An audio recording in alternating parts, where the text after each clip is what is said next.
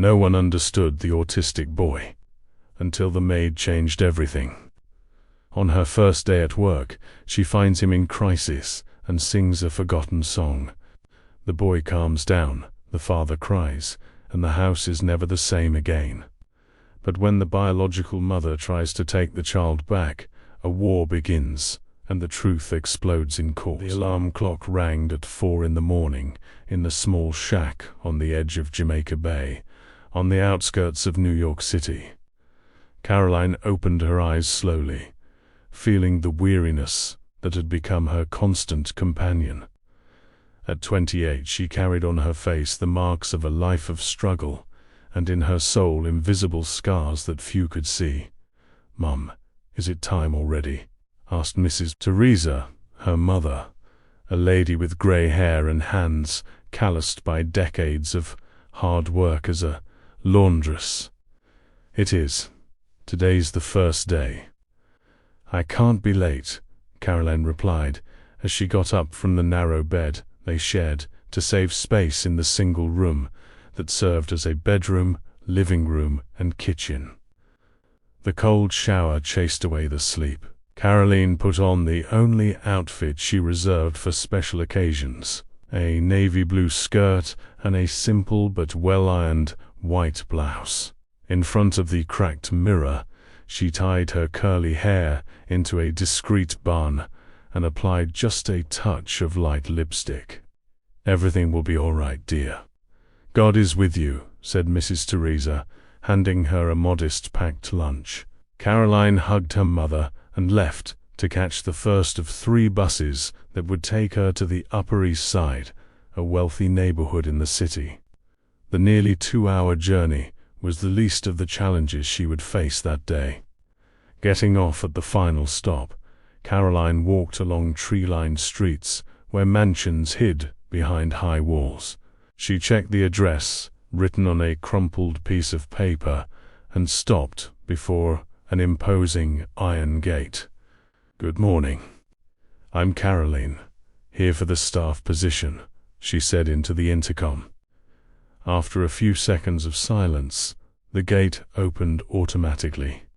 An impeccable garden surrounded the modern architecture mansion, with enormous glass windows that reflected the blue sky of that autumn morning. Taking a deep breath to control her nervousness, Caroline rang the doorbell. A middle-aged woman, with a rigid posture and a piercing gaze, opened the door. "I'm Mrs. Regina. Come in. Edward has already spoken with you on the phone, correct? He's in his office. Follow me." Caroline nodded and followed Mrs. Regina down the marble corridors, observing the abstract art on the walls and the sophisticated designer furniture. The silence was almost palpable, as if the house held secrets in every corner. Mrs. Regina knocked on the office door and opened it without waiting for a response. "The new employee has arrived," she announced dryly. A man of about 40, with slightly graying hair at the temples and deep-set dark circles under his eyes, stood up from his chair. Edward Mendez, a pharmaceutical executive, seemed to carry the weight of the world on his shoulders. "Good morning, Caroline. Thank you for coming. Please, have a seat." Mrs. Regina left, closing the door with a soft click, but leaving the tension of her presence in the air. "As I explained on the phone, we need someone to take care of the house and help with my son, Michael," Edward said, choosing his words carefully. "He has special needs. He's on the autism spectrum, but the doctors are still refining the diagnosis." Caroline nodded, sensing there was more to the story than Edward was letting on. "I have experience with special needs children, sir. My younger brother, Jacob, was also on the spectrum. I took care of him throughout my teenage years." Edward observed her with renewed interest. "And where is your brother now?" Caroline looked away for a moment. He passed away 5 years ago. A respiratory complication." Edward murmured words of condolence, But Caroline realized his interest was professional. He was looking for someone who truly understood what it meant to live with someone on the spectrum. Michael is 7 years old. He's been through several therapists, but it's been challenging. My mother-in-law, Mrs. Regina, has lived with us since my ex-wife left. She helps as much as she can, but Michael needs someone who understands his needs. Caroline listened attentively as Edward explained the household chores and the specific care Michael required. The salary was better than any she had ever had, and the possibility of helping a child like her brother gave her a purpose that went beyond money. "When can I start?" Caroline asked. "Today, if possible. You can get to know the house and Michael after lunch." The conversation was interrupted by a sharp cry that echoed through the corridors. Edward paled instantly. "Michael," he murmured, jumping to his feet. Caroline followed him on instinct. They ran to a room at the end of the hall, from where the sounds of banging and screams were coming. Upon entering, they were met with a heartbreaking scene. A small boy with brown hair was repeatedly banging his head against the wall, while his eyes, fixed on an invisible point, overflowed with silent tears. Mrs. Regina was frozen in the doorway, holding a tray with food spilled on the floor. "He didn't want to eat what I made. He just started doing this," she explained, her voice trembling. Edward tried to approach his son, calling his name, but Michael intensified his movements. Caroline watched the scene, feeling a familial pain tighten in her chest. Without a second thought, she entered the room and, instead of trying to physically restrain the boy, she sat on the floor at a safe distance. And then she began to sing. It was an old lullaby her grandmother had taught her when she was little, the same song that used to calm Jacob during his meltdowns. Her voice, soft and melodic, filled the room like a cool breeze on a hot day. Sleep now, little one. The scary faces are all gone. ... double quotes. At first, Michael seemed not to notice, but gradually, the blows against the wall lessened. His eyes, once lost, sought the source of the melody. Caroline continued to sing, now more softly, creating a steady and predictable rhythm. "No need to be afraid, my dear. This little song will hold you near ... Regina watched, Edward, incredulous, as Michael slowly calmed down. The boy slid down the wall until he was sitting on the floor, his eyes now fixed on Caroline. "How did you do that?" Edward whispered, when Michael finally seemed calm, gently rocking his body to the rhythm of the music. Caroline shrugged without interrupting the song. She knew that any abrupt break could undo the fragile peace they had achieved. She continued singing, varying to others' simple lullabies, while Michael watched her with growing curiosity. After almost half an hour, the boy fell asleep, exhausted from the meltdown. Edward gently carried him to bed and covered him with a light blanket. Outside the room, he looked at Caroline as if she was some kind of miracle incarnate. "In 2 years, we've never been able to calm him down that quickly," he confessed, his voice thick with restrained emotion. "The doctors, the therapists, nothing worked like that." Caroline smiled shyly. "I didn't do anything special. I learned from Jacob that sometimes what they need is something that makes sense in the midst of chaos. Music has patterns, it's predictable, comfortable." Mrs. Regina, who had remained silent until then, approached with an expression that mixed relief and suspicion. "Where did you learn that? Do you have a degree in special education?" Caroline shook her head. "No, ma'am, just a high school diploma. I learned on the job, taking care of my brother. Some things aren't learned in books." Edward intervened, sensing the tension in the air. "Caroline starts today. Please, Mrs. Regina, show her the rest of the house and The room where she'll be staying. The matriarch nodded stiffly, but her eyes revealed that this stranger, with her simple clothes and lack of academic training, had just shaken her certainties about who could truly help her grandson. 2 weeks had passed since Caroline's arrival at the Mendez mansion. The established routine was strict, but she quickly learned to navigate between the demands of the house and Michael's special needs. The mornings were dedicated to cleaning and organizing, while the afternoons belonged to the boy. Music had become the connecting thread of their still-developing relationship. Caroline sang while she swept, while she washed dishes, while she organized the educational toys scattered around Michael's room. Without realizing it, she was creating a soundscape that brought security to the little boy. That Thursday afternoon, Caroline was folding freshly washed sheets when she noticed Michael standing in the laundry room doorway, watching her with curiosity. Unlike the first few times, he didn't hide when their eyes met. "Hi, Michael. Want to help me fold these sheets?" Caroline asked, not expecting an answer. To her surprise, the boy slowly entered the room. Keeping a safe distance, he began to imitate her movements, folding a small napkin he found on top of the washing machine. Caroline continued humming, now more softly, creating a predictable and calm environment. "You like this song, don't you?" she asked, noticing how Michael's fingers tapped to the rhythm of the melody. The boy didn't answer with words, but his usually evasive eyes fixed on Caroline's lips for an instant. It was the biggest sign of connection she had received since she started working there. "My brother Jacob loved it when I sang while we folded laundry together," Caroline continued, keeping her voice gentle. "He used to say that songs had colors. Can you see the colors of the songs, Michael?" The boy tilted his head slightly as if considering the question.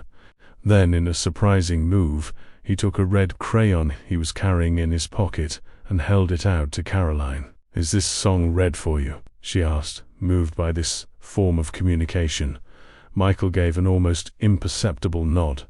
From that small moment, a daily ritual was born. Caroline would sing, and Michael would point to colors, creating their own language that only the two of them understood. Sad songs were blue, happy ones yellow. Songs about nature were green. Edward observed this transformation with a mixture of admiration and disbelief. One afternoon, he stopped at his son's bedroom door and saw a scene he had never imagined possible. Michael and Caroline sitting on the floor, organizing toys by color while she sang. The boy was not only participating in the activity, but occasionally looked at Caroline, making brief moments of eye contact. "How do you do it?" Edward asked, when Michael finally got distracted by a puzzle. Caroline shrugged. "I'm not trying to fix anything in him. I'm just present. I think he feels that." Edward frowned. The specialists always talked about interventions, therapies, medications, never about just being present. "With all due respect, Mr. Edward, sometimes specialists forget that before the conditions, diagnoses, and labels, there's a person trying to make sense of the world." The simplicity of that answer hit Edward like a revelation.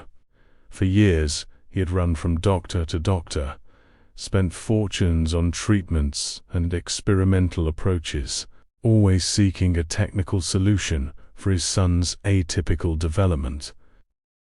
He had never considered that the answer might lie in something as basic as authentic presence and unconditional acceptance. As Edward processed this reflection, Mrs. Regina watched the scene from the doorway, her eyes a mix of relief at her grandson's progress and suspicion of this woman who, without formal qualifications, had achieved what no professional had. "Edward, can we talk?" the matriarch called, interrupting the moment. In the office, with the door closed, Mrs. Regina did not hide her concern. "I'm happy that Michael is responding well. But don't you think it's reckless to place so much hope in a domestic worker with no education? Edward sighed deeply. His mother-in-law's words echoed his own initial thoughts, but something had changed in recent weeks. "Mother, I know it seems strange, but I'm seeing my son smile for the first time in years. Caroline has a connection with him that no therapist has been able to establish. And what if she decides to leave? What if she gets another job? Michael will regress completely," Mrs. Regina argued. "We can't depend on someone like her." "Someone like her?" Edward questioned, sensing the veiled prejudice in his mother-in-law's words. "You know what I mean. No formal education, from a humble background, probably unstable. People like that don't stay in the same job for long." Edward closed his eyes for a moment, trying to control his growing irritation. "I'm not going to dismiss something that's working just because it doesn't fit your social class expectations." The argument was interrupted by Caroline's arrival, who knocked gently on the door. "Excuse me, Mr. Edward. Michael is asking to play in the garden. May I take him?" "Of course, Caroline. And please just call me Edward." After she left, Mrs. Regina resumed the topic. "You see, she's already taking liberties. First it said would instead of sir. Next you want to sit at the table with us, and before you know it, she'd be giving orders in this house." "That's enough, Mother," Edward cut in, standing up. "I know you're worried, but I ask you to trust my judgment. Michael's well-being comes before any social convention." In the garden, Caroline watched Michael cataloguing fallen leaves, organizing them by size and shape. It was the first time she had seen him so focused on an outdoor activity without showing discomfort with the sensory stimuli of the environment. "Look at that. You found a beautiful maple leaf," Caroline commented, sitting next to him on the grass. "Did you know its colors are famous in the fall?" Michael didn't answer, but he carefully picked up the leaf and placed it on top of the others, creating a pattern that only made sense to him. Caroline began to sing a quiet song about nature, and Michael soon held out the green crayon, confirming the code they had established.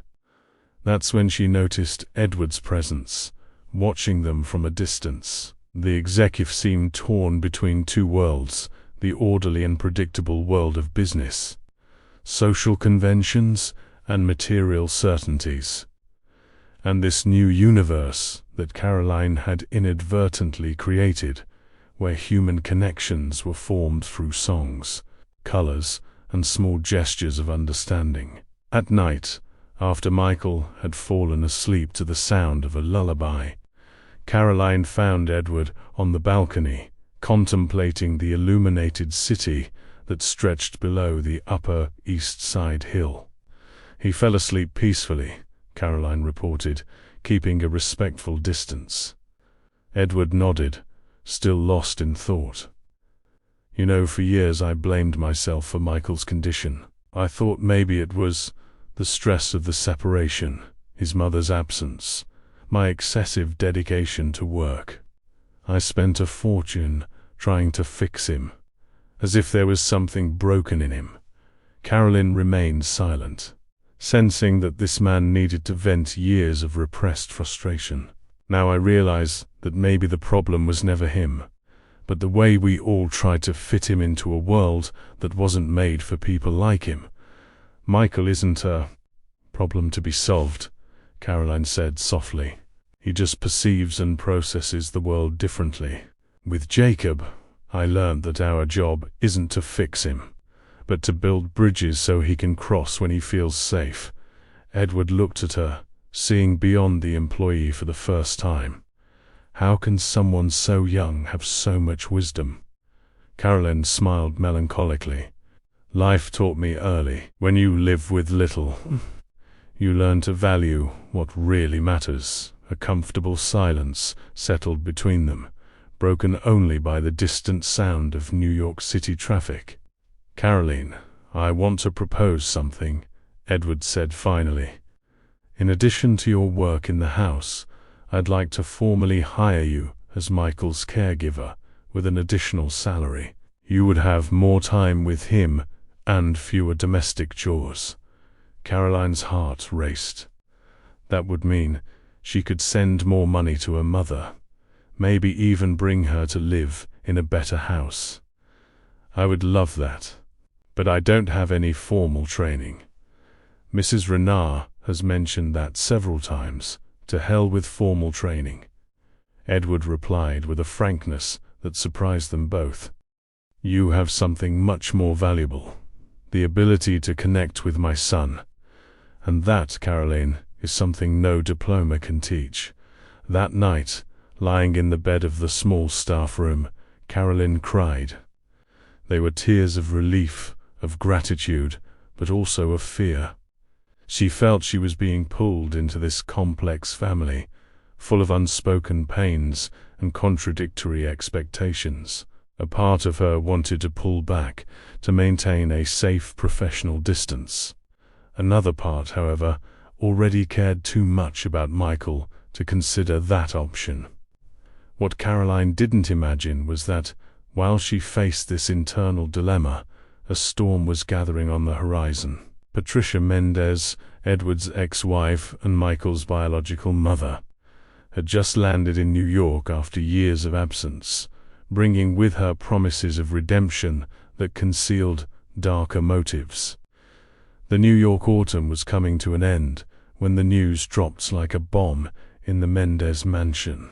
Edward received the call while having breakfast with Michael, who, for the first time, was sitting at the table without showing discomfort at the sounds of cutlery or the smell of food. "What do you mean she's back, after 5 years without a word?" Edward's voice echoed through the dining room, causing Michael to immediately stop eating and look at Caroline, who was making pancakes in the kitchen. Sensing the shift in the room's energy, Caron began to hum the song Michael associated with the color yellow, his code for happy moments. The boy visibly relaxed, but continued to watch his father attentively. Edward hung up the phone with a heavy sigh and looked at Caroline with a mixture of frustration and concern. "Patricia is in New York. She wants to see Michael," he said simply, massaging his temples. Caroline nodded silently, continuing to hum as she tidied the kitchen, giving Edward space to process the news. "She abandoned us when Michael was only 2. Said she couldn't handle a problem child. Didn't even wait for the full diagnosis," Edward continued, bitterness evident in every word. "Now, out of nowhere, she says she's sorry and wants a second chance." Mrs. Regina entered the room at that moment, having overheard part of the conversation. Her usually impassive face now showed genuine concern. "Edward, you're not going to allow this, are you? After everything she did, or rather, didn't do." Edward raised his hand, asking for silence. He turned to Michael, who was still watching them with attentive eyes, though his body was rocking slightly back and forth, a sign that he was processing some level of anxiety. "Buddy, want to finish your breakfast with Carol while I talk to Grandma?"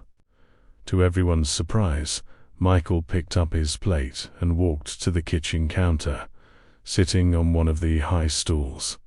Caroline smiled at him and continued humming, now a calmer melody. Michael held out the light blue crayon, the color he used for moments of tranquility. Edward and Mrs. Regina went to the office. Through the closed door, Caroline could hear the raised tone of their voices, though she couldn't make out the words. She focused on Michael, creating a bubble of safety around him. "You know, Michael, sometimes people come and go from our lives, like the seasons. Some stay longer, others not so long. What's important is how we feel with them."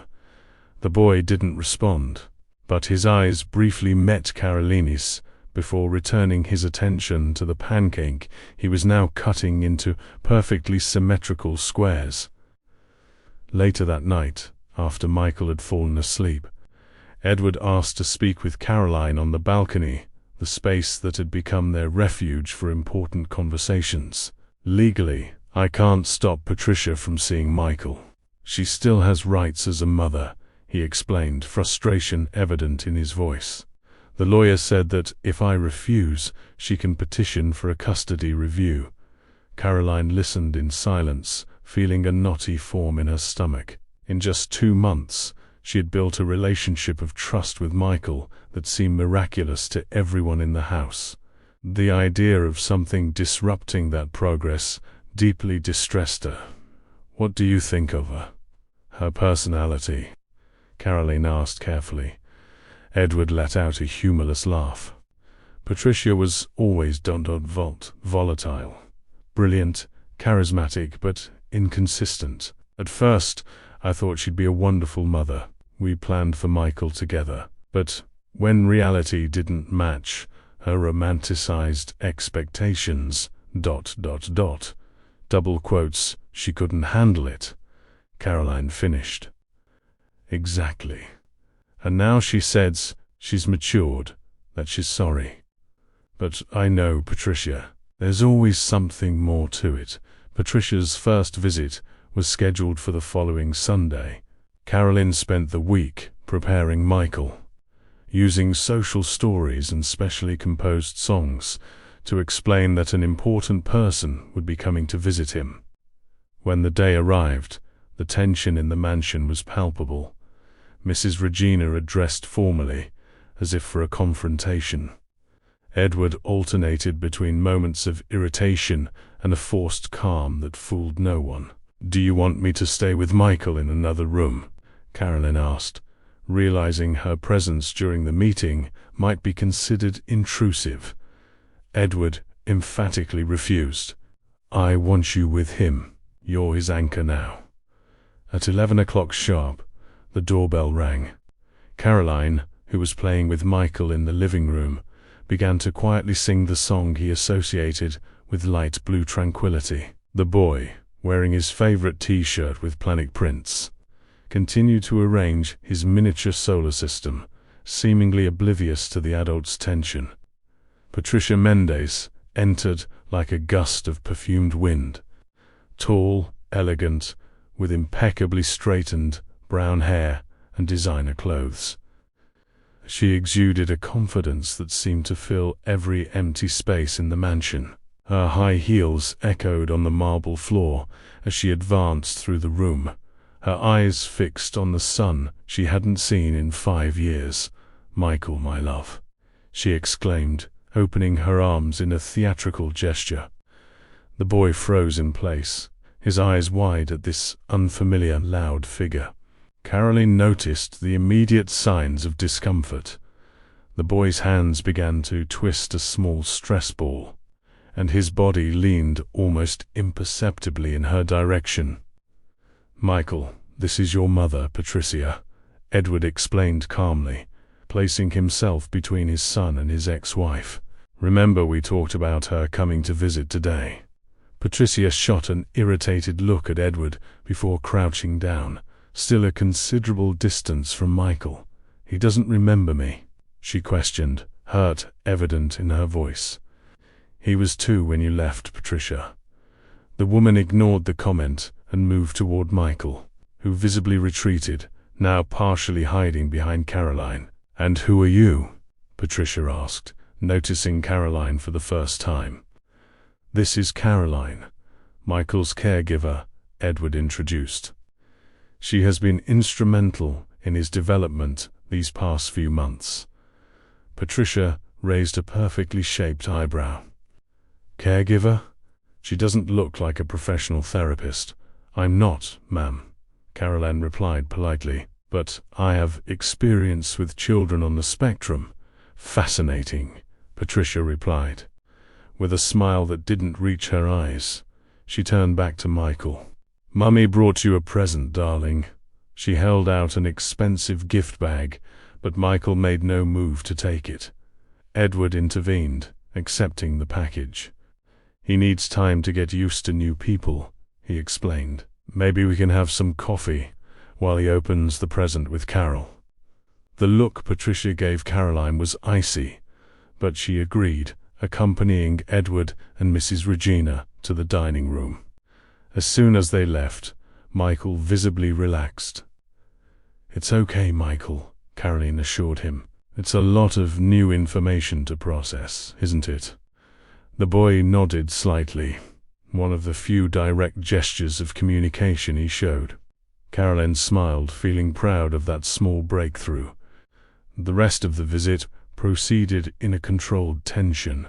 Patricia asked questions about Michael's routine, his treatments, his schooling, his private tutoring at home 3 times a week, always with an interest that seemed genuine but for some reason made Caroline uncomfortable.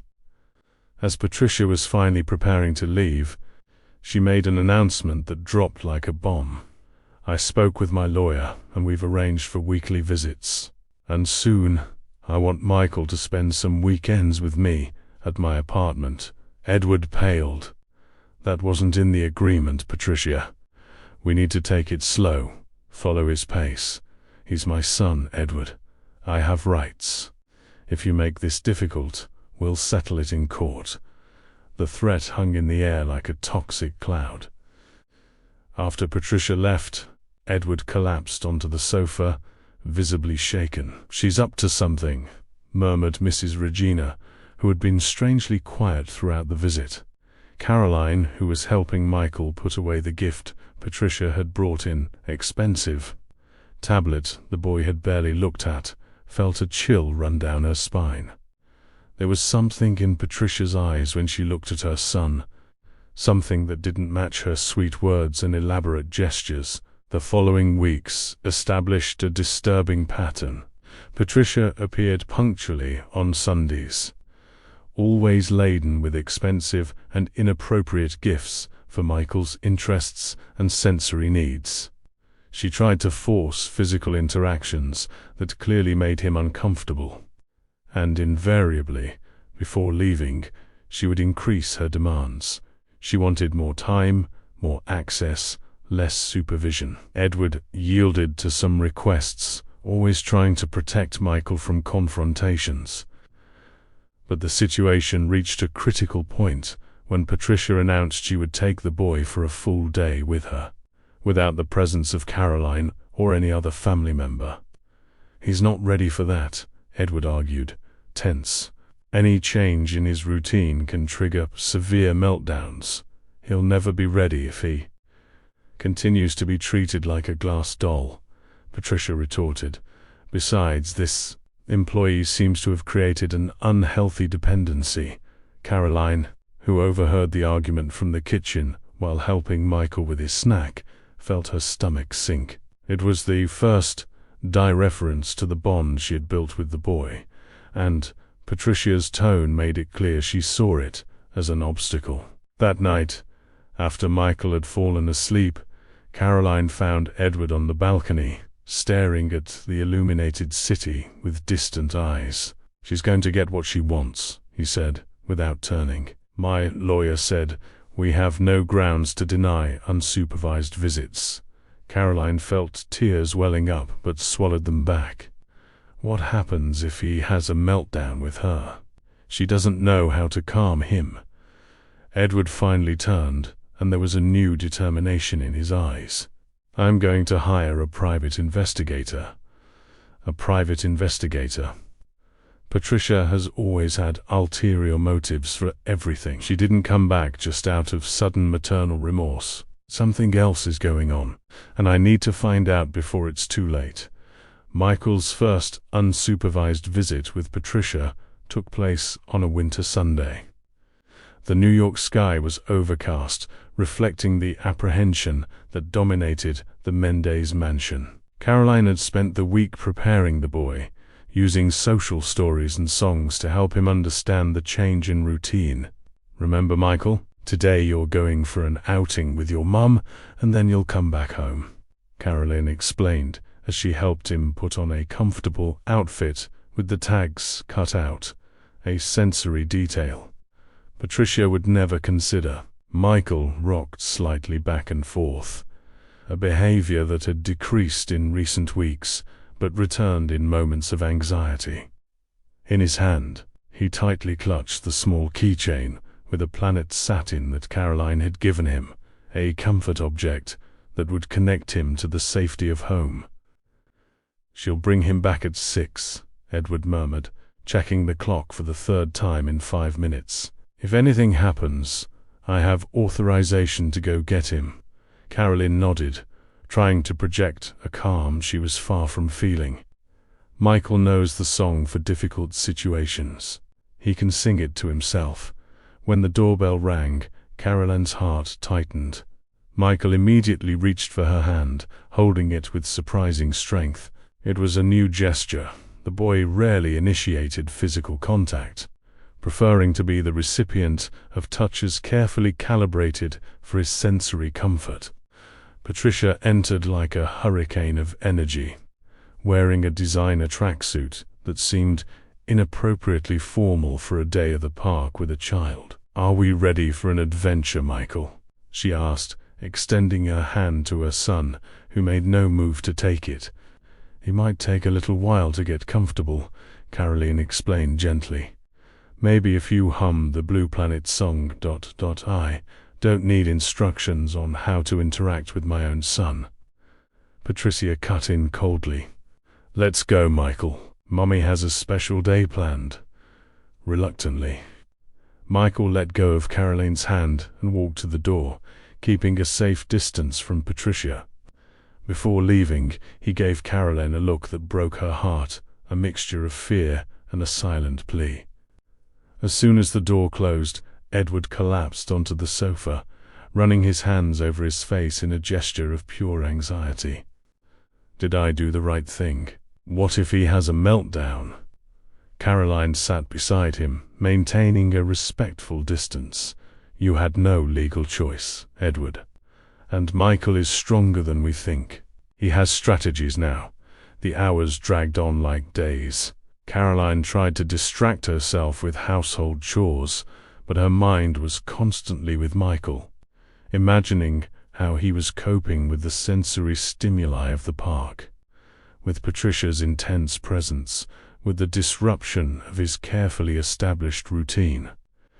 At 4 in the afternoon, 2 hours before the agreed-upon time, the phone rang. It was Patricia. "Edward, listen, something unexpected came up. Can you pick Michael up at the shops at Columbus Circle? We're in the food court." Edward frowned, immediately grabbing his car keys. "Something came up. You had the whole day reserved for him. It's work stuff, Edward. I can't just ignore it." "Michael's fine. He's having some ice cream." Caroline, who was listening to the conversation on speakerphone, felt a shiver. Michael had an extreme sensitivity to cold textures and would never eat ice cream voluntarily. On the way to the mall, Edward drove in silence, his knuckles white from gripping the steering wheel. Caroline sat in the back seat, mentally preparing for the state they might find Michael in. The mall was crowded, as was typical on a Sunday.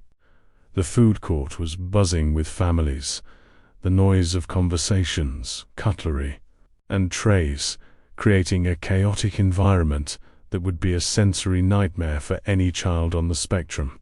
They found Patricia sitting at a table, distractedly scrolling on her phone. There was no sign of Michael. "Where is my son?" Edward asked, his voice trembling with worry. Patricia looked up, genuinely surprised. "In the restroom, with Veronica." "Who's Veronica?" Caroline asked, alarmed. "My assistant." Michael was being a bit difficult, so I asked for her help. Edward didn't wait for further explanation. He ran towards the men's restroom, with Caroline at his heels. What they found chilled their blood. Michael was huddled under a sink, hands over his ears, rocking frantically while emitting a low, continuous moan.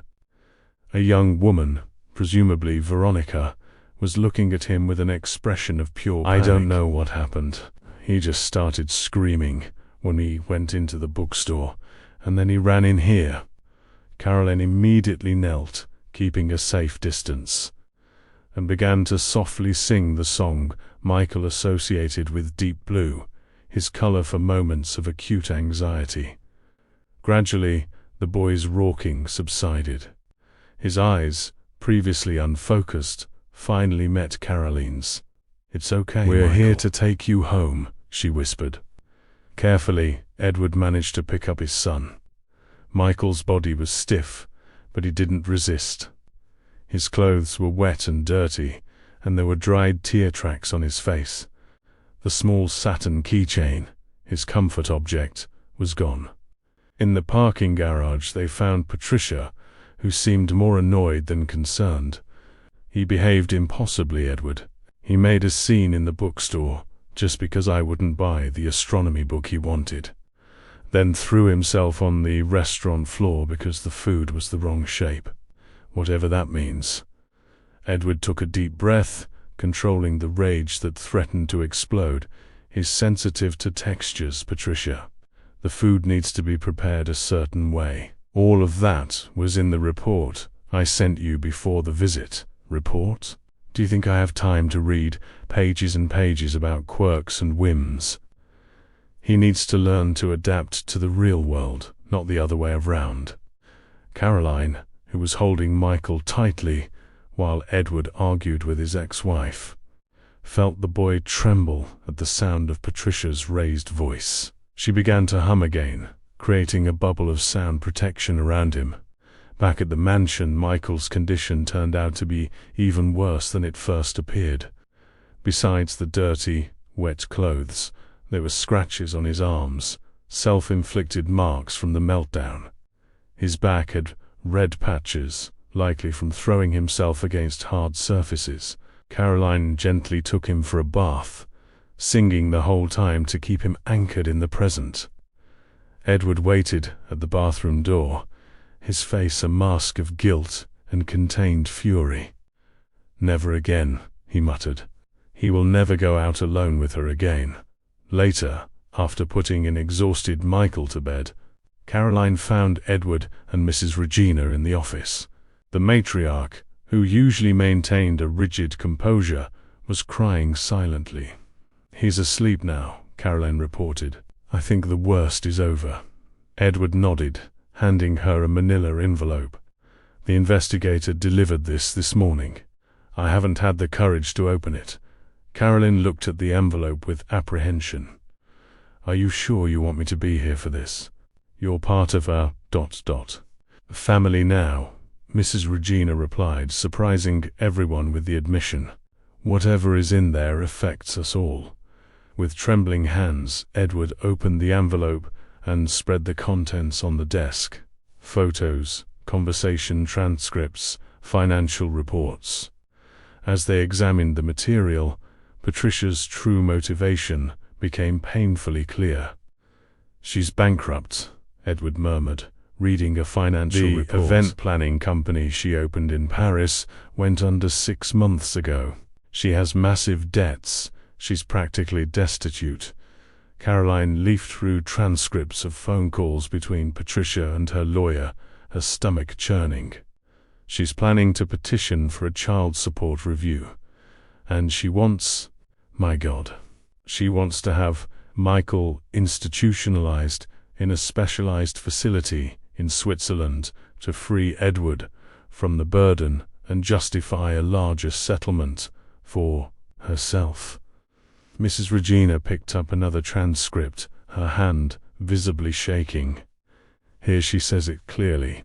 Once I have shared custody, I can demand half the value of the mansion and a substantial increase in support. The boy stays at the clinic, and I get back on my feet. And in a few years, when he's older, maybe I'll bring him to live with me. That should guarantee another round of favorable financial negotiations." The silence that followed was deafening. Edward looked as if he had aged 10 years in 10 minutes. How could she? How can anyone use their own child like that? He whispered, his voice choked with emotion. Caroline thought of Michael, sleeping in the room above them, innocent of the adult machinations surrounding him. She thought of the slow but steady progress they had made together, of the trust he now showed, the small gestures of connection, the words he occasionally spoke when he felt safe enough. "What are we going to do?" Mrs. Regina asked, for the first time including Caroline in that familial we. Edward looked up, a steely determination replacing his initial despair. "We're going to fight, with everything we have." In the days that followed, the mansion turned into a war room. Edward met with his lawyer, one of the most renowned family law specialists in New York. Caroline meticulously documented Michael's progress under her care, including videos of their interactions, developmental records, and testimonials from the therapists who worked with him at home. Mrs. Regina, surprisingly, became Caroline's greatest ally. The matriarch, who had initially treated her with disdain for her humble background, now recognized her not just as a dedicated employee, but as an essential force in her grandson's life. "You love my grandson as if he were your own," Mrs. Regina commented one afternoon, as she watched Caroline help Michael with a painting activity. "It took me a while to see that, and even longer to accept it. I apologize for my initial prejudice." Caroline smiled, moved by the unexpected acknowledgement. "Michael is easy to love, once you take the time to understand his world." Patricia, however, intensified her offensive. After the disastrous first visit, she now demanded professional supervision, but not from Caroline, whom she accused of manipulating the child against his own mother. When Edward refused to yield, she filed for a custody review, claiming the father was alienating the child and neglecting proper treatments. The court scheduled a preliminary hearing to hear both sides and determine the next steps. On the eve of this crucial day, Caroline found Edward on the balcony, their usual refuge for important conversations. "I'm scared," he admitted bluntly. "Scared that some judge who doesn't know Michael, who has never seen how he suffers with change, will decide that Patricia deserves a chance." Caroline hesitated before answering, weighing her words carefully. "Edward, there's something I need to tell you. Something about my brother." Edward turned to her, curious. Caroline took a deep breath, preparing to share a pain she rarely verbalized. "Jacob didn't just pass away from respiratory complications. He was in an institution, against my family's wishes. My mother lost custody of him to my father, who had him committed, claiming we couldn't afford to care for him properly." Tears now streamed freely down Caroline's face, but she continued, "Jacob wasted away in that place. He stopped eating, stopped communicating in his own way. By the time we finally got permission to visit him, he was already too weak. The pneumonia was just the final blow to a body that had already given up." Edward took Caroline's hand, a gesture he had never made before. "I'm so sorry. I had no idea... What I'm trying to say is that I understand, in the deepest part of my being, what's at stake here. It's not just about where Michael will live, or who makes decisions for him. It's about his soul, his right to exist as he is." Edward nodded, squeezing her hand tighter. "We are going to win this, together." In that moment, under the starry New York sky, something shifted between them.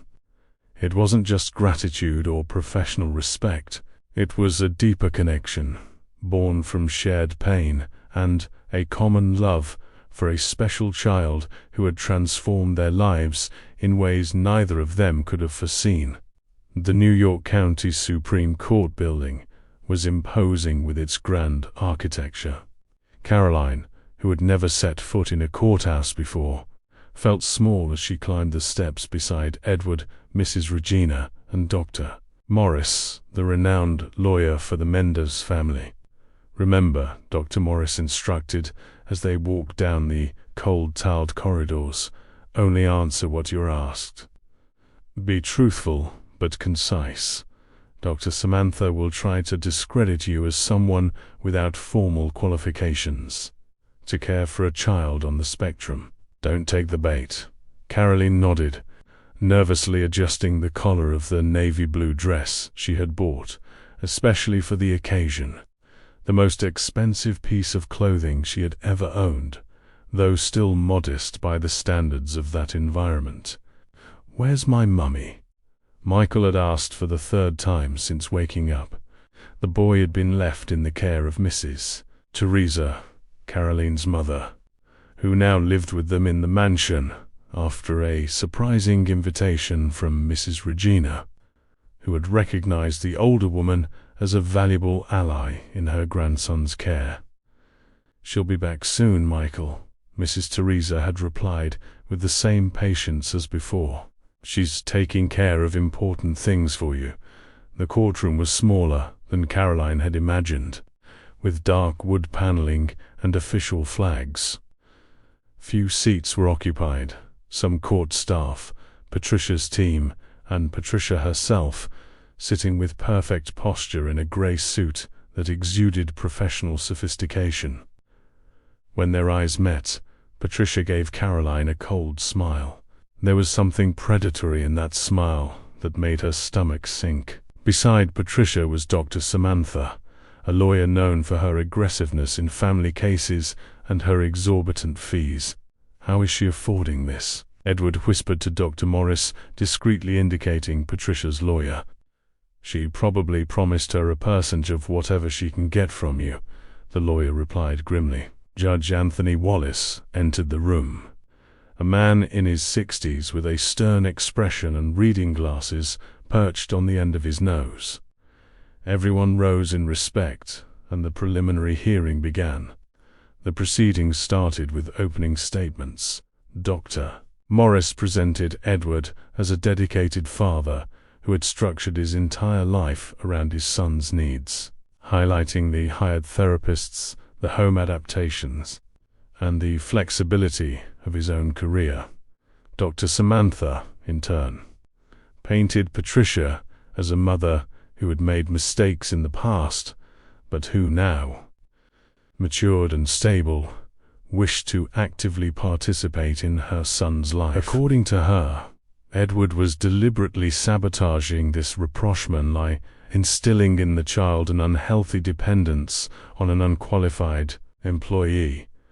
The direct mention of Caroline made Edward clench his fists under the table. Dr. Morris placed a hand on his arm, a silent gesture urging calm.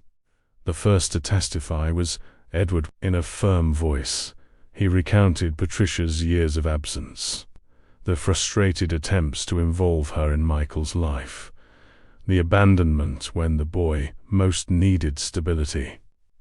He described the recent progress thanks to Caroline's intuitive and loving approach. During the cross-examination, Dr. Samantha attacked precisely this point. "Mr. Mendes, do you have a degree in psychology, child development, or special education?" "No, but... A simple yes or no, please." "And this...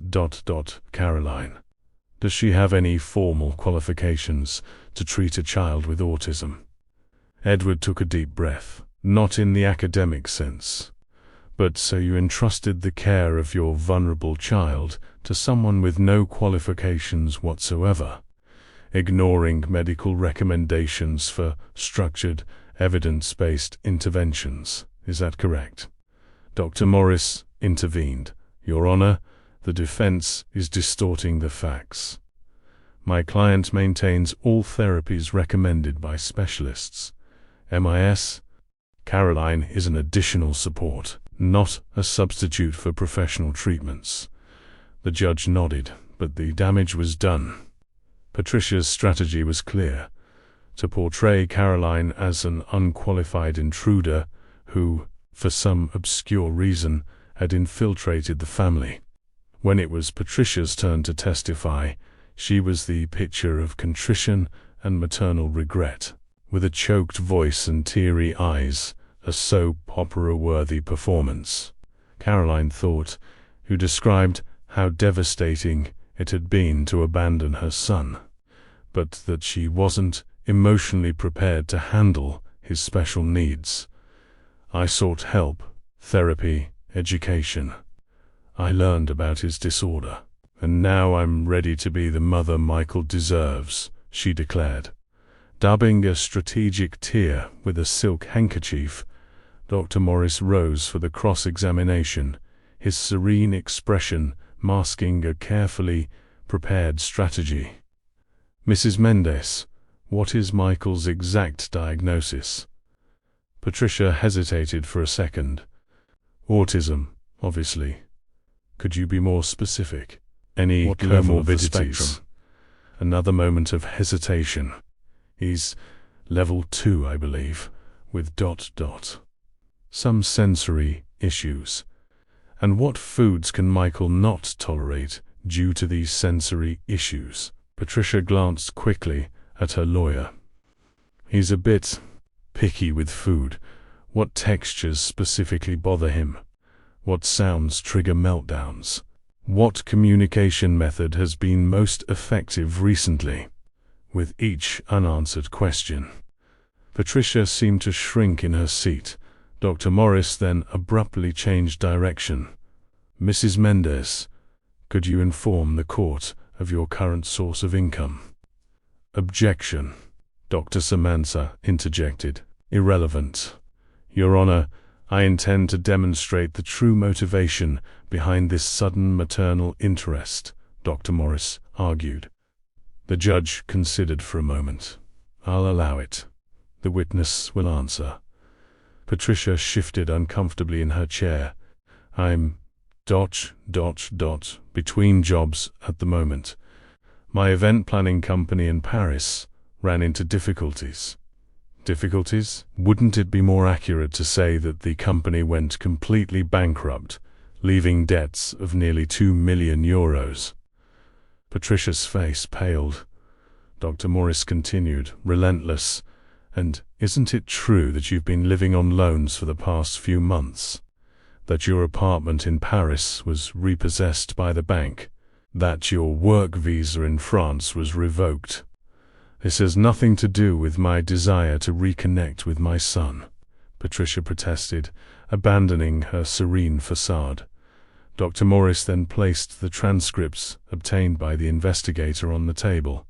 Your Honor, I would like to present documented evidence of conversations between Mrs. Mendes and her counsel, in which they explicitly discuss using Michael as an instrument to obtain financial advantages. As the judge examined the material, Caroline watched Patricia. The mask had completely fallen, revealing a mixture of fury and desperation that confirmed everything they had suspected about her true intentions. The most difficult moment came when Caroline was called to testify. She felt all eyes on her as she walked to the witness stand, the judge's evaluative gaze. Patricia's barely disguised contempt, Edward's absolute confidence. Miss Caroline Silver, Dr. Morris began gently. Could you describe for the court your role in Mr. Mendes's household? Caroline took a deep breath, calming her nerves. I started as a domestic worker, but soon took on the role of Michael's primary caregiver. My job involves assisting him with daily activities, interpreting his needs when he can't express them verbally, and creating an environment where he feels safe to explore the world in his own way. And what is your training for this role? Caroline lifted her chin slightly. I don't have a university degree, if that's what you're asking. My experience comes from years of caring for my younger brother, Jacob, who was also on the autism spectrum. With him, I learned that more important than techniques are presence, patience, and the ability to truly see the person beyond the diagnosis. Dr. Morris nodded. Could you describe the strategies you've developed to help Michael? With simplicity and natural eloquence, Caroline explained the system of songs and colors she had created, the adaptations to his routine, the small daily victories, the first sustained eye contact, the first spontaneous word, the first hug he initiated. As she spoke, she noticed the judge leaning slightly forward, genuinely interested. When it was Dr. Samantha's turn, the tone changed drastically. "Miss Sylvie, if I can even call you Miss, since you're not married, correct?" "Objection, Your Honor." Derogatory and irrelevant comment, Dr. Morris intervened. "I'll rephrase," Dr. Samantha said without a hint of regret. "Miss Silva, what exactly is your relationship with Mr. Mendez?" Caroline maintained her composure. "I am an employee formally hired to care for his son. Is that all? There's no personal involvement between you?" Caroline felt her face flush, but she answered firmly, "My relationship with Mr. Mendez is strictly professional. My focus is Michael's well-being. It's curious then that witnesses report seeing you frequently conversing at night on the balcony, in circumstances that seem intimate." Edward shot up from his seat, but Dr. Morris restrained him. Caroline took a deep breath before replying, "We do talk about Michael's development, strategies to help him, and sometimes about our personal experiences that help us better understand his needs. If that seems intimate to someone, perhaps it's because caring for a special needs child requires a level of communication and trust that goes beyond the superficial." For nearly an hour, Dr. Samantha tried to discredit her, insinuating everything from inadequate training to ulterior motives. A poor woman with no qualifications, who suddenly inserts herself into a wealthy family and gains the trust of a vulnerable man and his impressionable son. When Caroline finally returned to her seat, she was exhausted but knew she had maintained her dignity. The highlight of the hearing came when Dr. Morris called a surprise witness, Dr. Eliza Campos, the renowned pediatric neurologist who had been treating Michael for years. With the authority that only decades of experience can confer, Dr. Camus described the remarkable transformation she had observed in recent months. "In all my years of practice, I have rarely seen such significant progress in such a short time," she declared. "Michael is communicating more, exhibits fewer self-injurious behaviors, and demonstrates a level of emotional confidence and security that frankly surprised me." When I asked Mr. Mendez what had changed, he mentioned Miss Caroline. "I asked to observe her interacting with Michael during a consultation, and what I saw was extraordinary, a natural rapport, an intuitive understanding that no course can teach." The doctor then looked directly at the judge. "Your Honor, I have seen many children on the spectrum harmed by abrupt changes in their routines, especially when it involves their primary caregivers. In Michael's specific case, breaking the bond with Miss Caroline would be, in my professional opinion, potentially traumatic and would set back months of vital progress." When all the witnesses had been heard, the judge requested a brief recess to consider the next step. In the hallway, Edward approached Caroline, visibly emotional. "You were incredible in there," he said, briefly holding her hand. "Thank you for defending my son with such conviction." Caroline smiled, trying to ignore the warmth that brief contact had sparked. "Michael deserves someone who will fight for him." Dr. Morris joined them, putting documents into his briefcase. "The judge wants to see the boy," he informed them. "It's unusual at this preliminary stage, but with the emphasis placed on your relationship with him, Caroline, I think he wants to observe for himself. Michael hates strange places," Edward worried. "So many people, different sounds, smells, quotes. The judge has agreed to visit him at home, accompanied by a social worker," the lawyer explained. It will be informal, just for observation. It will happen the day after tomorrow. Back in the courtroom, Judge Wallace formally announced his decision to conduct a home visit before making any determination on the case. He explained that, given the child's special condition, he considered it essential to observe him in his family environment. Until then, he declared, the mother's supervised visits remain suspended. As per the restraining order already granted, Patricia stood up, outraged. "This is absurd. You're preventing me from seeing my own son." The judge adjusted his glasses, observing her with a stern expression. "Mrs. Mendez, the evidence presented today raises serious questions about your motivations and ability to meet your son's specific needs at this time. The temporary suspension is a preventive measure, not a punitive one. The court always prioritizes the well-being of the child." As they left the courthouse, Caroline felt a mixture of relief and apprehension. The battle wasn't won, but they had bought valuable time. In the parking lot, she saw Patricia arguing heatedly with her lawyer. "She won't give up easily," commented Mrs. Regina, who was watching the same scene. "No," Caroline agreed, "but now we know exactly what we're fighting against."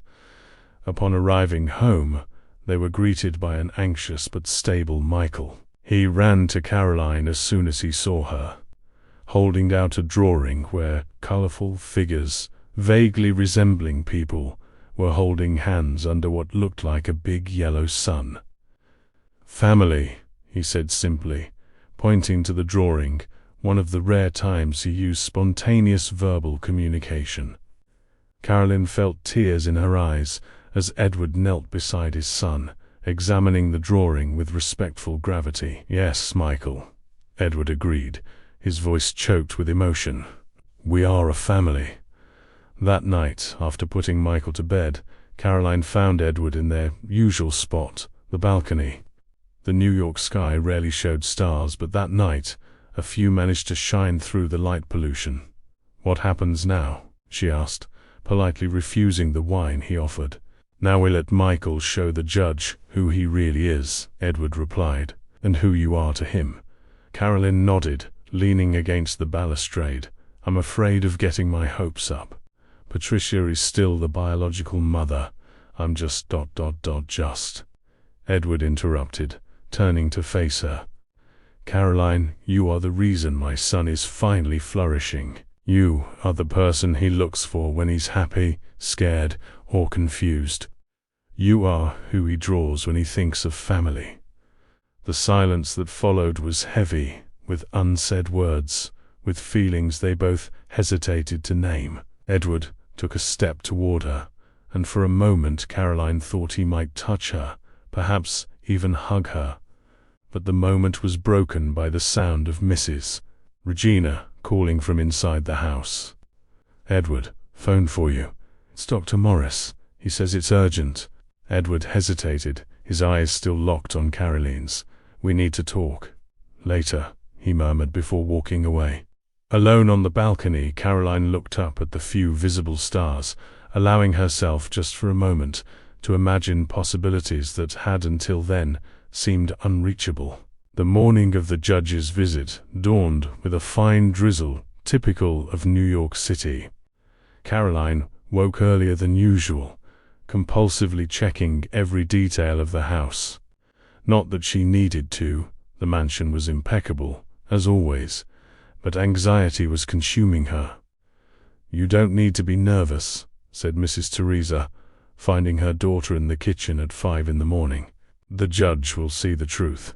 Caroline smiled at her mother, grateful for her presence. In recent months, Mrs. Teresa had become an essential part of the household, bringing her simple wisdom and unconditional love not only to her daughter, but also to Michael, who had developed a special affection for the lady who told him stories of the countryside down south and made cornbread in the exact shape and texture he could tolerate. "What if he rules in Patricia's favor?" Caroline murmured, verbalizing her greatest fear. "Then we'll face it together," replied Edward, who had just entered the kitchen. "As a family." The word family echoed between them, laden with meanings they still didn't dare to fully explore. The phone rang, interrupting the moment. It was Dr. Morris, informing them that the judge would arrive at 10 o'clock, accompanied by the social worker and a court-appointed psychologist. Edward confirmed the details and hung up, the tension evident in his shoulder. "We need to prepare Michael," he said. Together, they developed a plan. Using the system of social stories and songs Caroline had created, they explained to Michael that important people were coming to meet him, but that nothing in his routine would change. They showed him photos of the judge and the professionals who would accompany him, so they wouldn't be complete strangers. "New people today," Michael said, pointing to the photos with a hesitant finger. "Yes," Caroline confirmed. "But we'll be with you the whole time. And if you get uncomfortable, you can use our signal, remember?" Michael nodded affirmatively, showing the gesture they had agreed on, a light touch on the wrist that meant "I need space." At 10 o'clock sharp, the doorbell rang. Edward opened the door, welcoming Judge Wallace, the social worker Dr. Renata, and the psychologist Dr. The introductions were formal but cordial, and soon everyone was settled in the living room. "We'd like to observe a normal routine," the judge explained. "We need to see how Michael interacts in his everyday environment, especially with Mittas." Caroline. Michael, who was cautiously observing the visitors from a corner of the room, slowly approached when Caroline began to hum the yellow song, their code for happy moments. The boy sat next to her, maintaining a comfortable distance, but visibly relaxed in her presence. "Shall we show our visitors your planet collection?" Caroline suggested. To everyone's surprise, Michael nodded and went to get his precious collection of planet miniatures, a special interest that Edwin and Caroline had encouraged. Throughout the morning, the visitors discreetly observed as life in the house followed its natural course. They saw Caroline gently guide Michael through his educational activities, respecting his time and sensory needs. They noted how Edward naturally complemented this care, creating an environment of safety and predictability. They witnessed the roles of Mrs. Teresa and Mrs. Regina, who now formed an unexpected support team. The most revealing moment occurred when Michael, focused on a difficult puzzle, began to show signs of frustration. Before the situation could escalate, Caroline sat beside him and simply began to sing, not to distract him from the problem, but to help him regulate his emotions as he continued to try. "Incredible," murmured Dr. Paul, taking notes. "She doesn't take over or remove him from the frustration. She just provides emotional support so he can face the challenge himself." The social worker, Dr. Renata, meanwhile, was closely observing the family dynamics. "There's a harmony here that can't be faked for a visit," she commented to the judge. "These are authentic interactions, developed over time." After lunch, while Michael rested with Mrs. Teresa, the adults gathered for a formal conversation in the office. The judge got straight to the point. "The boy's progress is impressive, considering the previous reports we reviewed. Miss Caroline, could you explain your approach in your own words?" Caroline took a deep breath, searching for simplicity. "I believe that autism is not something to be fixed, but a different way of perceiving and processing the world. Instead of forcing Michael to completely adapt to our world, I try to build bridges between his and ours. The songs, the colors, are our common language. Through them, he feels understood and safe enough to explore more. "And what about coordination with formal therapies?" asked the psychologist. Edward answered, "Caroline works in conjunction with all the therapists. In fact, 2 of them mentioned they plan to incorporate elements of her approach into their protocols." The conversation continued for nearly an hour. The judge asked incisive questions about Patricia's accusations, Michael's supposed excessive dependence on Caroline, and the long-term implications for his development. "Your Honor," Edward said finally, "I know the law presumes a child should maintain contact with both parents. But in Michael's case, stability and consistency are not just preferences, they are fundamental needs.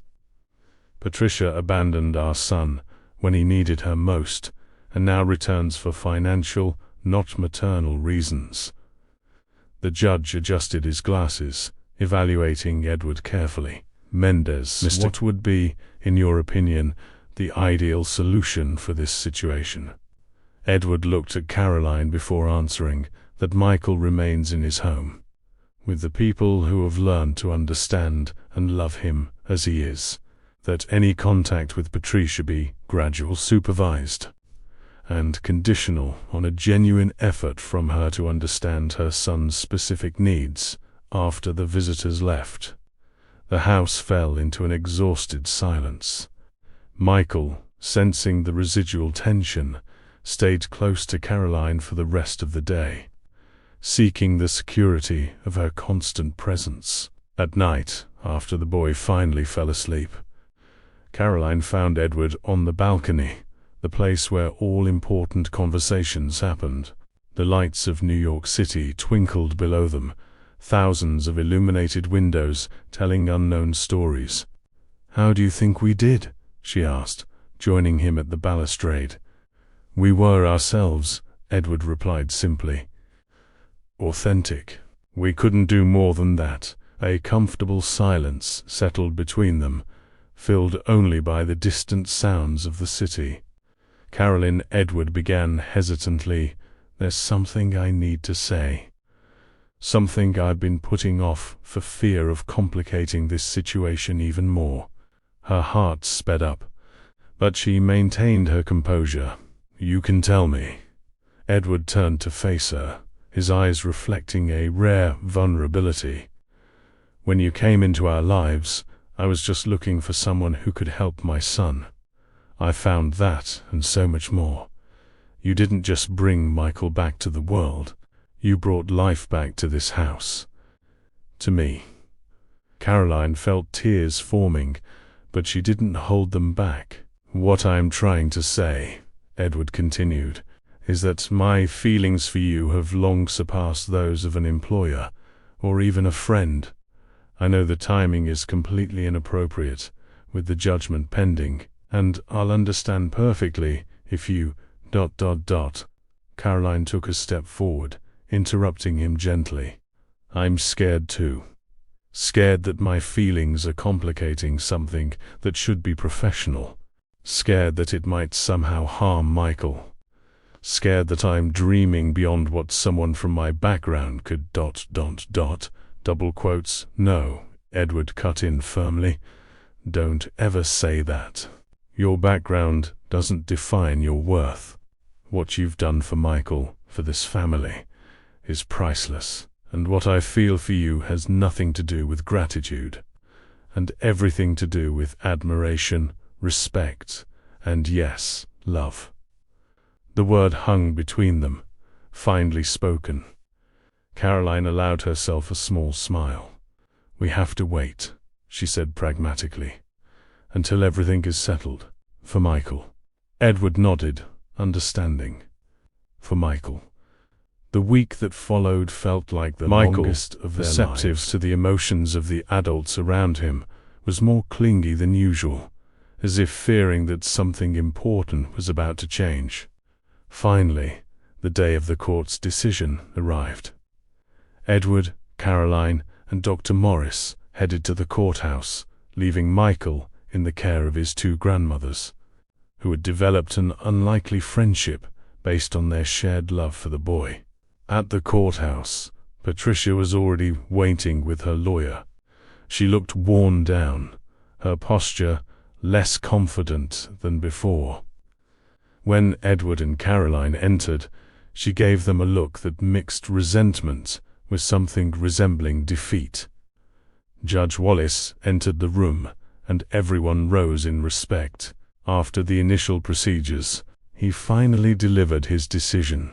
This court has faced the difficult task of balancing various rights and needs, the parental rights of the biological mother, the emotional stability provided by the paternal environment, and, above all, the best interest of a child with specific needs.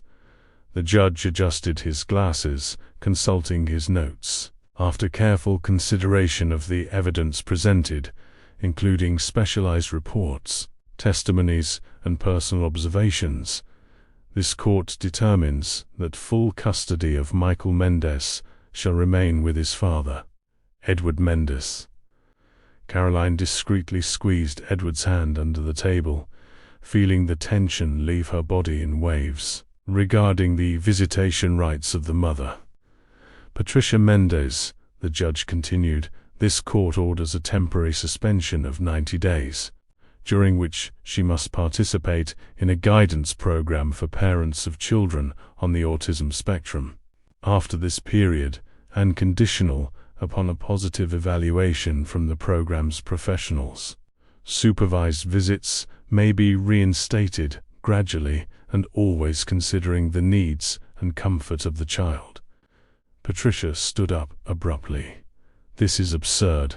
You're stealing my son from me." The judge observed her sternly. "Mrs. Mendes, your reaction only confirms the wisdom of this decision. A child on the autism spectrum needs stability, predictability, and specialized understanding, exactly what you have demonstrated you do not possess at this time. This court is not stealing your son, but protecting him while you acquire the necessary tools to be the mother he needs." Dr. Samantha pulled Patricia back into her chair, whispering something in her ear that made her fall silent. Finally, the judge concluded, "This court formally recognizes the fundamental role of Caroline Silva in the well-being and development of Michael. Her status as the child's primary caregiver is hereby officially recognized and protected by this court, and she cannot be arbitrarily removed without a specialized evaluation of how such a change would affect the child." When they left the courthouse, Caroline was still processing the meaning of those words. Her work, her connection with Michael, had received official validation from the justice system. It was more than she had ever hoped for. "We won," Edward said simply, once they were in the car. "Michael won," Caroline corrected. "That's all that matters." At home, they were greeted with anticipation. Mrs. Regina and Mrs. Teresa had prepared a special lunch, keeping Michael distracted and protected from the day's tension. When they saw the relieved expressions on Edward's and Caroline's faces, the two women exchanged looks of understanding and relief. "Was justice served?" asked Mrs. Regina. "Yes," Edward replied, hugging his mother-in-law. "Michael stays with us, and Caroline has been officially recognized as essential to him." Michael, who had been playing in the garden, ran in when he heard their voices. To everyone's surprise, he threw himself into Caroline's arms, initiating physical contacts, something he rarely did. Then, he pulled on Edward's sleeve, joining them in an awkward but deeply moving hug. "Family," he said simply, repeating the word he had used weeks earlier to describe his drawing. 6 months later, life in the Mendes mansion had found a new equilibrium. Patricia, after initial resistance, surprisingly engaged with the parental guidance program. Her meetings with Michael, though still supervised, gradually became less tense, mainly because she was finally beginning to accept her son as he was, not as she had imagined he should be. Mrs. Teresa moved permanently into the mansion, occupying a comfortable attached apartment that Edward had renovated specially for her. Caroline's mother brought with her a simplicity and authenticity that perfectly balanced Mrs. Regina's formality, creating a home where different backgrounds and experiences coexisted harmoniously. Michael flourished. Now, almost 8, he spoke more, showed a greater capacity for self-regulation, and was beginning to form small friendships at the specialized school he now attended 3 times a week. He still had difficult moments, sensory meltdowns, days of withdrawal. The autism hadn't disappeared, nor would it ever, but now he was surrounded by people who understood that his neurodiversity was not a defect to be corrected, but an integral part of who he was. One autumn afternoon, exactly 1 year after Caroline's first day at the mansion, Edward took her for a walk in Central Park. Michael was at a special school activity, and the 2 grandmothers had conspired to give them a few hours of privacy. They walked peacefully along the park's tree-lined paths, watching families, joggers, and artists scattered across the lawns. It was a rare moment of normalcy in lives that had been dominated by courtrooms, therapies, and rigidly structured routines. Under the shade of a flowering maple tree, Edward took Caroline's hand and knelt. There was no need for grand speeches or elaborate declarations. After everything they had faced together, words seemed superfluous. "Marry me," he asked simply, offering a delicate ring with a blue stone, the color Michael associated with calm, safety, and home. Caroline smiled, tears in her eyes. Yes, 1,000 times yes. The wedding was an intimate ceremony in the mansion's garden, with only the truly important people in their lives. Michael carried the rings, proud in his first suit, specially made without tags or irritating fabrics. Mrs. Teresa cried with emotion, while Mrs. Regina maintained her composure but couldn't hide her smile. Patricia was invited and, to everyone's surprise, made a brief appearance, showing a maturity no one expected. She brought a gift for the couple and album with old photos of Michael as a baby and sincerely wished them happiness before leaving discreetly. Life went on. A year after the wedding, Caroline, now formerly Caroline Mendez, discovered she was pregnant. The news was met with joy, but also with caution, especially regarding how Michael would react to the idea of a sibling. To everyone's delight, the boy was curiously fascinated by the pregnancy, tracking the growth of Caroline's belly with scientific interest, asking surprisingly direct questions, and revealing a protective instinct no one knew he possessed. When Sophia was born, on a spring dawn, Michael was the first, after Edward, to hold her with supervision, of course, and after weeks of preparation for that moment. He looked at the small bundle in his arms with an expression of wonder and responsibility. "My sister," he said simply, with a rare clarity in his speech. The following years brought challenges. Of course, life with a neurodiverse child is never a linear path. There were crises, regressions, moments of doubt. Patricia eventually stabilized and built a limited but positive relationship with her son, Mrs. Regina, and Mrs. Teresa. Continued their unlikely partnership, complementing each other in the art of being grandmothers. And Sophia grew up with the naturalness of someone who never learned her brother was different to her. Michael was simply Michael, with his quirks and unique talents. Caroline, now with a degree in specialized education, a course Edward had insisted she take, not because she needed a diploma to validate her natural talent, but so she could help other families like theirs, often reflected on the improbable journey that had brought her here. On quiet nights, when the children were asleep and the house was silent, she and Edward still met on the balcony, watching the city lights. They talked about the day, about small triumphs and challenges, about the future. And sometimes, when the moment called for it, Caroline would still sing the same old song that, on that first day of work, had opened a door between two worlds that had seemed irreconcilable.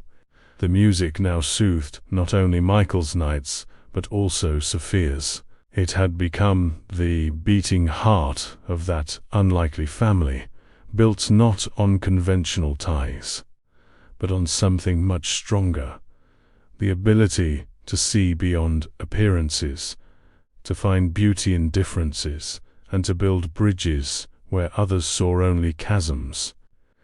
End of story, dear listeners. We hope the journey of Caroline, Edward, and Michael has deeply touched your hearts. This story reminds us that family is not defined by conventions, but by the love that connects us in the most challenging moments. To discover other emotional narratives like this one, we have a special playlist that explores the nuances of family ties and the unexpected paths of love. Find it by clicking the link on the side. If this story stirred emotions in you, don't forget to subscribe to our channel and leave a like. Your comments are very important to us. Tell us which moment touched your heart the most, or if you've experienced situations that connect with this narrative. Every day, we bring you stories that celebrate the strength of love and acceptance, showing that the greatest miracles happen when we learn to see beyond appearances. We look forward to seeing you in the next episodes, because every story is a window into new worlds and hearts.